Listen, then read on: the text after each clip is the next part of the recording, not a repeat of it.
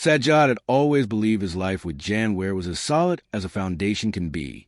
They had been together for 5 years, their days flowing seamlessly from one to the next, work, laughter, the quiet comforts of home. They had a rhythm, a bond that felt unbreakable. Or so he thought. But recently, something was off. It wasn't the kind of shift you could put your finger on immediately, but the change was undeniable. Jan Ware, who had always been warm and open, seemed to retreat into herself. She'd disappear for hours with her phone, her face glowing in the dim light of the screen, but never sharing what was behind that curtain of secrecy. Her laughter, once so familiar, now felt forced, like a performance she was no longer invested in. And the small, seemingly insignificant moments, like the way she avoided looking in the eyes when they spoke, or how her smile seemed more like a habit than a reflection of love, were starting to pile up, slowly turning into a weight he couldn't ignore. Sajjad told himself it was just the stress of work, or maybe a phase. People go through things, right? They get distant, they get distracted. He tried to reassure himself, but the knot in his stomach tightened every time she came home later than usual or slipped away to take an urgent call in another room. The quiet distance between them was growing, and with it, an undeniable sense that something was terribly wrong. One evening, it all came to a head. Jan Ware was in the shower, the steam curling up into the air. Sajjad's gaze drifted toward her phone, resting carelessly on the counter. He had never been the jealous type, never the one to snoop, but the unease gnawing at him tonight felt different. He reached for it, his hand trembling just slightly as he picked it up. It wasn't curiosity that drove him to unlock it. It was fear, a fear he couldn't shake. And what he would find would change everything.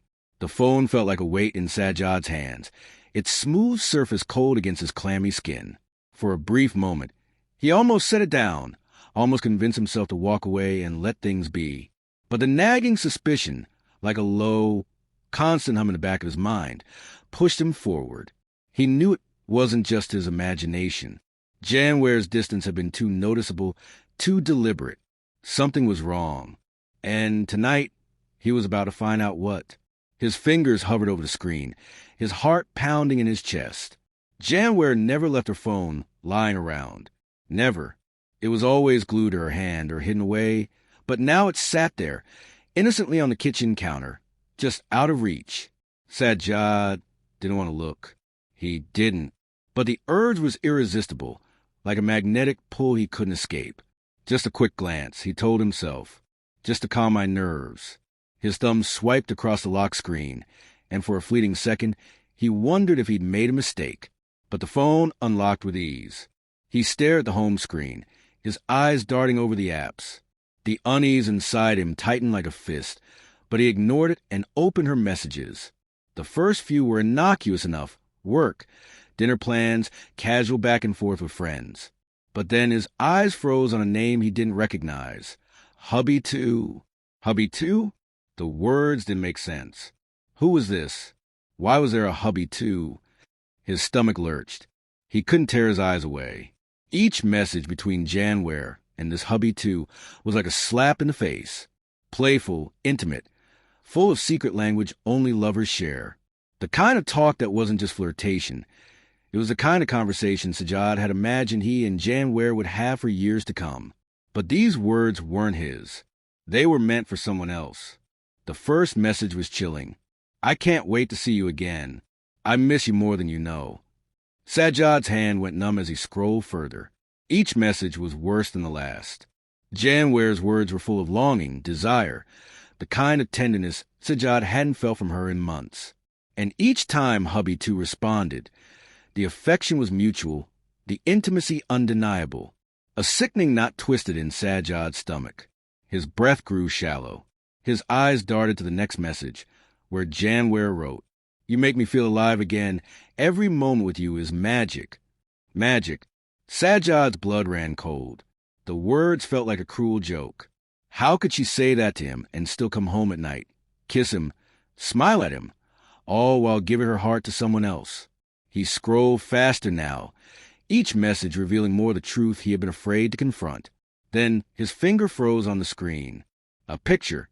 Sajjad clicked it, his heart racing. His breath caught in his throat. It was a picture of Jan Ware, laughing, her arms wrapped around someone all too familiar. Matt, his best friend, the man he had trusted like a brother, the one who had been with him through everything, the one who had celebrated every milestone, every triumph, the same man who had stood beside him on their wedding day. And now, here he was in a picture with Jan Ware, his arms around her, too close, too comfortable. His mind reeled. This wasn't happening. This couldn't be happening. Matt, the betrayal was worse than he could have imagined. His best friend, the one person he trusted without question. How could Matt do this? How could Jan Ware do this? Sajjad's heart hammered in his chest. But the pain of it wasn't the worst part. The worst part was a slow realization that he had missed every sign. The late nights, the secret calls, the way Jan Ware had pulled away from him. It was all right there in front of him, and he had been too blind to see it. The messages between Jan Ware and Matt continued, but Sajjad couldn't read them anymore. The words blurred together, their meaning lost in a sea of anger and betrayal. The phone slipped from his fingers and crashed on the floor, its screen lighting up with the next message. But Sajjad didn't care. His head was spinning, his heart heavy with the weight of the truth. He couldn't stay in that apartment. He couldn't stay in that life. His world was crashing down, piece by piece. He had been living in a lie. His marriage, his friendship, everything he thought he knew was a mirage that had shattered with a single tap of his finger. The storm had arrived, and it was worse than he could ever have imagined. Sajjad's hands shook as he stared at the phone on the floor. Every fiber of his being was screaming at him to move, to leave, to escape this nightmare. But his feet felt rooted to the ground, his body heavy with disbelief. He had just uncovered the unthinkable. Jan Ware, the woman he loved, had betrayed him with his best friend. It was too much to process. It felt like his world was crumbling, the foundation of everything he'd built shattered in an instant. And then, in the silence of the room, something broke through. The soft creak of the bathroom door. Jan Ware was stepping back into the kitchen. She was humming, almost too casually, as if the entire world hadn't just shifted on its axis. But the moment her eyes met his, the cheerfulness faded. A sudden, cold silence filled the room. Jan Ware's gaze flickered nervously between Sajjad and the phone still lying on the floor. She knew. Her face drained of color as she took a step back, clearly realizing that the truth had been exposed. Sajjad didn't need to say a word. Her fear, her guilt, was written all over her. Sajjad? Her voice cracked, tentative. She didn't even finish the sentence. She didn't need to. Sajjad's jaw tightened as he stood there, his eyes locked on hers, his breath coming in. Shallow bursts. His hands still trembled, but not from shock anymore. No. Now it was a burning fury he could barely contain. His thoughts were jumbled, but one thing was clear. He wasn't going to let this moment slip by. He wasn't going to let this betrayal fade into the past. This was happening. Then, as if the universe wanted to add salt to the wound, the phone buzzed. Sajjad's gaze dropped, his eyes instinctively catching the screen. And that's when he saw it, a notification, one new voice message. His heart hammered in his chest. That familiar voice, the one he had heard countless times over beers, during game nights, at family dinners. Matt, his best friend, his brother. A sickening feeling washed over him. He didn't even want to hear it. But the phone seemed to mock him, beckoning him forward, as if it were taunting him for being weak enough to want to hear it. So, despite himself, he pressed play. The moment he heard Matt's voice, everything in Sajjad's world came to a screeching halt. That voice, the one he trusted more than anything, the voice he had shared his darkest secrets with, was now the voice of a man who had stolen everything from him. "I can't wait to see you again, babe." The words cut through Sajjad's chest like a blade. His throat went dry. He froze, unable to move, as Matt continued speaking. "I miss you so much. I've been thinking about you all day. You're all I want, Em." Sajjad felt his stomach lurch.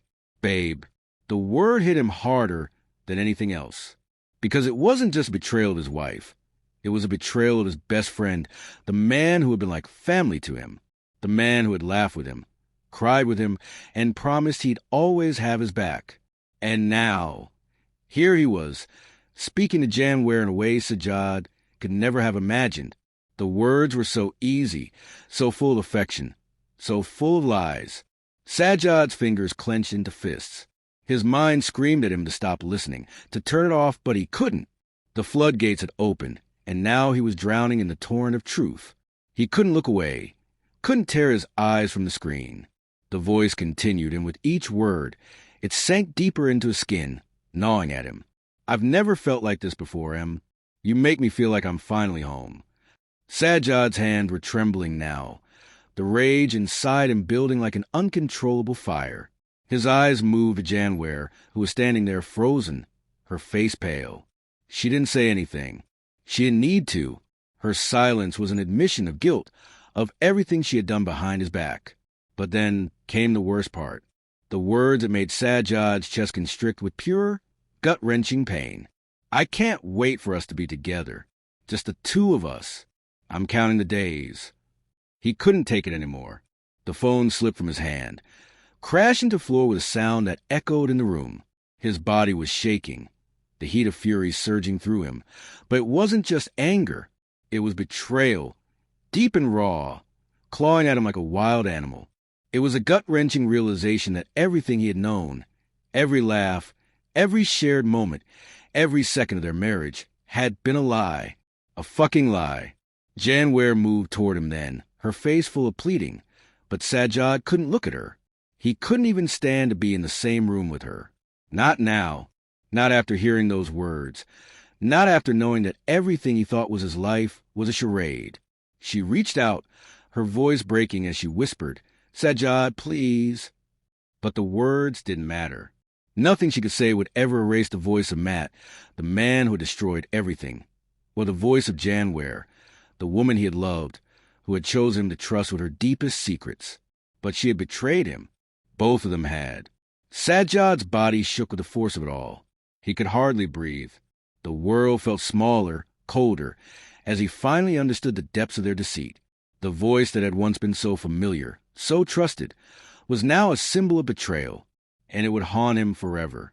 The silence in the room felt suffocating, thick as fog. Sajjad stood motionless, his mind scrambling to make sense of the chaos that had just shattered his world.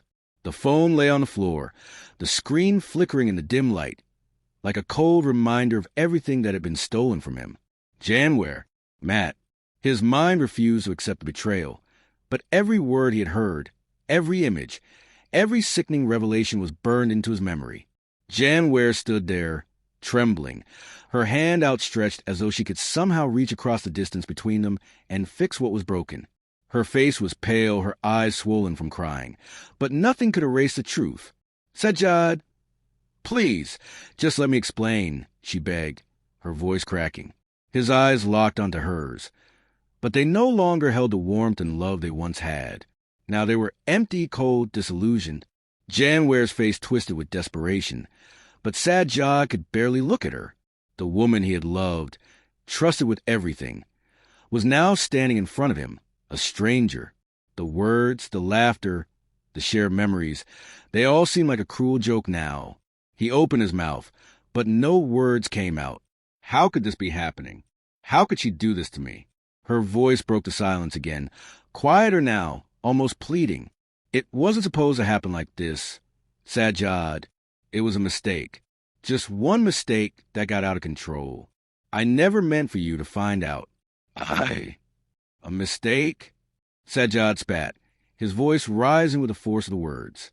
His heart hammered in his chest, his emotions threatening to spill over. You call this a mistake?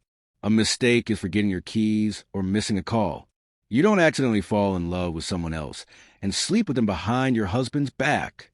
His words cut through the air, sharp as a knife.